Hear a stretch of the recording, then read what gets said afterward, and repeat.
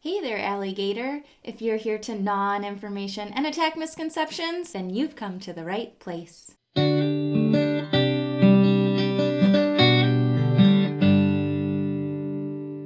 So I'm Allie Marie, and this is my Catholic perspective. We just finished the vLent series where I posted almost every day for Lent. Today I wanted to talk about the hardest aspects of that and also what I found rewarding and enriching within it as well. Within vLent, we were meeting with Joe McLean and Daniel from That Catholic Couple every Monday evening for a live session on how to improve our YouTube channels. They also set it up so that we could talk to them one-on-one through Google Hangout and essentially have meetings to discuss our individual channels to see how to grow our channel and our audience to better share God's story, to share His love and truth. This took a ton of time out of their schedule and ours, but it was totally worth it. I don't have any makeup on today because today's vlog is a little raw. And what I mean by that is there's something I didn't tell you. Throughout vLent, I got a lot of questions about whether or not I was pregnant, whether or not my husband and I were going to start having kids soon, what our goals were and everything like that. And it was actually on day 8 of vLent that I started miscarrying. No, it actually started on day 6 and then was confirmed on day 8. I was only about 6 weeks along, so it was likely due to a chromosome imbalance or something off in the DNA. But overall, I really trust God and do trust our family planning to Him. I actually really want to adopt, and so this gives an opportunity to say, okay, do we keep trying? And I'm one that doesn't really, I don't think I could go as far to actually go to a fertility clinic and try to figure out what was wrong with why I couldn't sustain a pregnancy. And I would rather just adopt from the foster system. Those kids need somebody to choose them to love, so why not us? But it didn't make the physical factors any different. Being out of bed was very difficult, just because when I was standing, it literally just felt like all of my insides were falling out.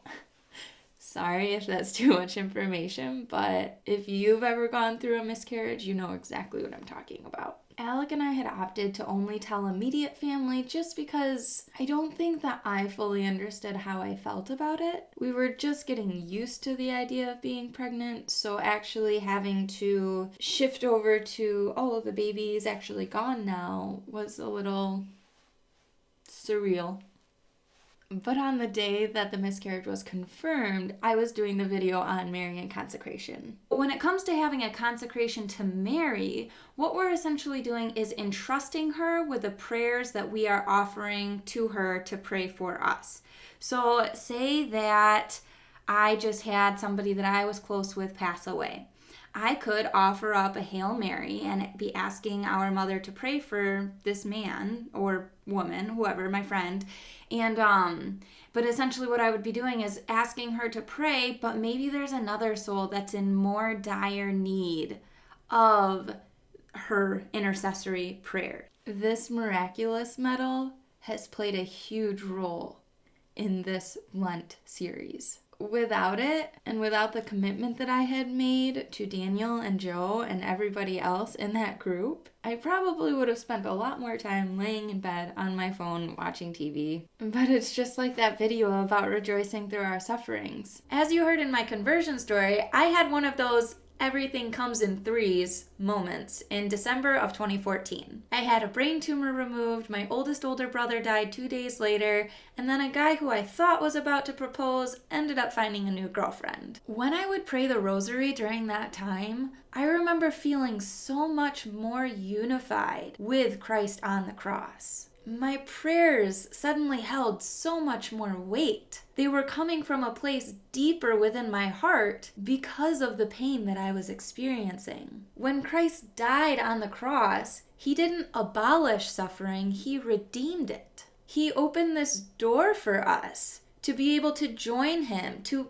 pick up our cross and join it to His. So I'm thankful for that. I truly feel that God's grace and peace has been in my life about this, but it is harder to talk about on this platform in particular than I thought it was going to be. I like being happy-go-lucky and bringing light to life, but I felt inclined to share this with you guys so that you know, even if your life isn't going perfectly, even when it feels like it's falling apart, God's love is greater, His grace is bigger, His mother is there to hold us and hug us. I had watched a video from the Crunchy Catholics. Lauren had done a video on her miscarriages, and she had said that she had heard about when she miscarried, that her baby was up in Mother Mary's arms. And if there was a mother that was going to be my child's mother, I would hands down choose it to be her. Like, she's a way better mother than I could ever even dream of being. There was solace in that,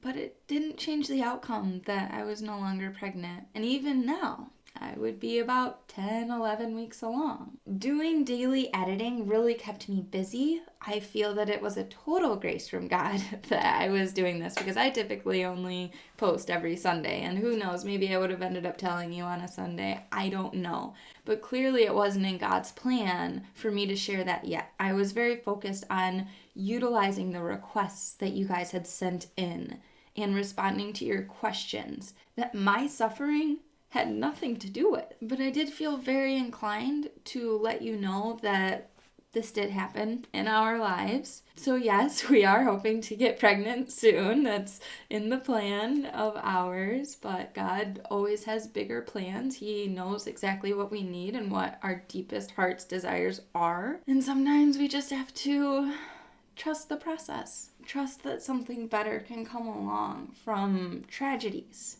None of us are immune.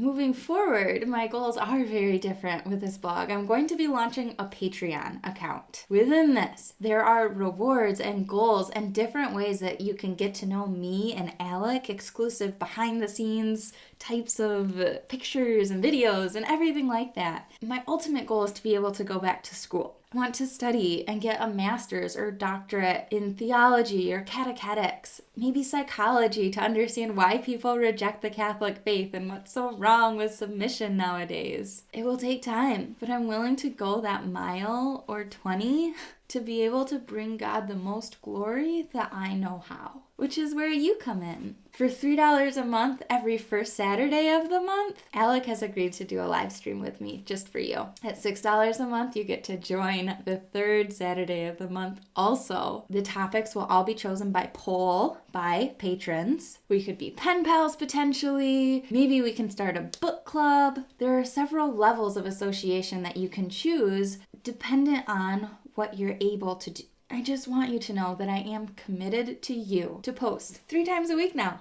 We're upping from just Sundays. And actually, Sunday is getting taken off the docket. Musical Mondays, Thursday Thoughts, Saturday Symposiums. For Saturday Symposiums, I'm going to do my best to have a guest on the video blog. I may not always succeed, but I'm going to try. It's going to take some planning and some topics and some requests about what I should talk to, like priests or my siblings or my husband, maybe a lot of the time, if you will. But I just want to have fun with this. I'm not going to have this stodgy green wall behind me all the time. Maybe I'll get some glitter and go, Broo. Whatever it may be. I don't know. So keep trucking along. You are doing great. Life's hard. Get a helmet. Lauren Conrad said that, if you didn't know. And just keep going. The path to success is this loopy loop. It's not just a straight line. And we just have to keep our eyes on the finish line, which is heaven. I was actually thinking about it earlier today at my brother's funeral. I gave a speech about Purgatory. Now, obviously, this was about a week and a half after a brain surgery, so I was on Percocet, but apparently Purgatory was what I found peace in with my brother's passing. I didn't mean it as a lecture. I didn't mean it to be doctrinally anything. I spoke from my heart at that funeral about how good of a soul my brother had, different memories that I'll always cherish and carry with me with him. And Purgatory came forward. Allow the truths of the Catholic Church to be so rooted in your heart that it's what you turn to when you're looking for that comfort. And oftentimes, for me, It comes before I even look for the comfort. Allowing the doctrine to be the second nature of our minds, that it's an automatic go-to. I'm starting to get mad. Hail Mary, full of grace. I can't believe that mother is treating her child that way. Our Father, who art in heaven. Allow these pieces to be so rooted in your mind and rooted in your heart that it's an automatic just impulse to start doing those things. Happy Easter. He is risen. It is real. It is true. The tomb is empty. And we can rest in that. Always. I will see you on Monday with some songs. Yay.